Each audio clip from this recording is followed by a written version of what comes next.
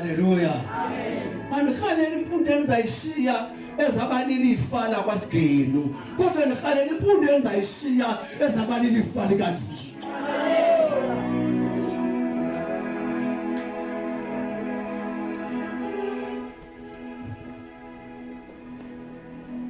Haleluya.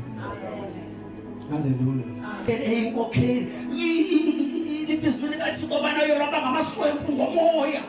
Banayola bangamaswempu ngomoya.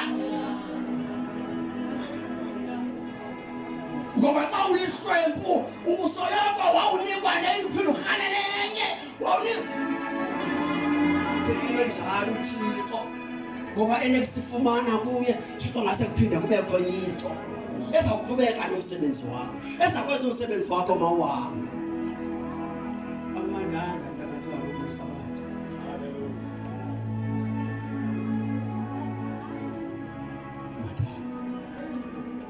But uyabamisa abantu ngelizwi. Ngoba lethi izwi awunokwazi ukuzenza zonke izinto wedwa. Izwi lithi awunokwazi ukwenza yonke into wedwa. Lenze umzekelo izwi lithi omnye isandla, omnye indlebe, omnye awukwazi.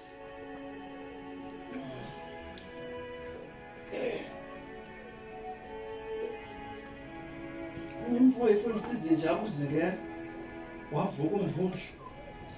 Uthi lo mfutho wakuvuka umvundla wathi baleke ezinye zaleka umvundla. Le enye le inja ibibaleka ibuyize kuye ifika inyuke ngayo wasuka wacaphuka. Khona ubhuncu wakhe betha ngaphezulu yana. Because sometimes ukuba abantu abafundisayo ajike ngoba kumfundiseni kwakho azofuna ukwanyana lapha kuwe.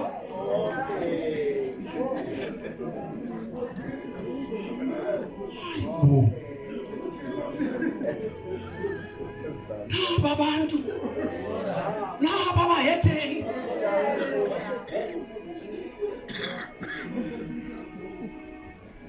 naba abantu bafuna uThixo ngoku uzokwencanana nami uthatha ushumayela yedwa.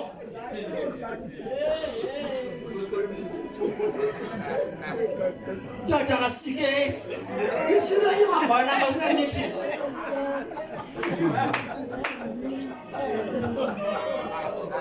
iti tata kasike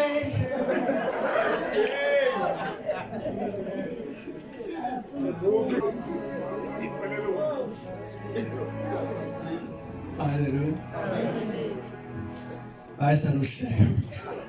Sithola ukuthi umuntu somntana akakhula.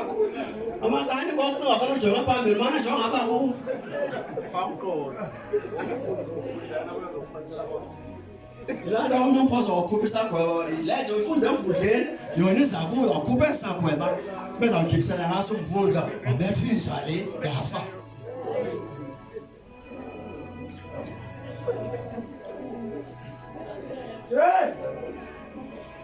Izwi lithi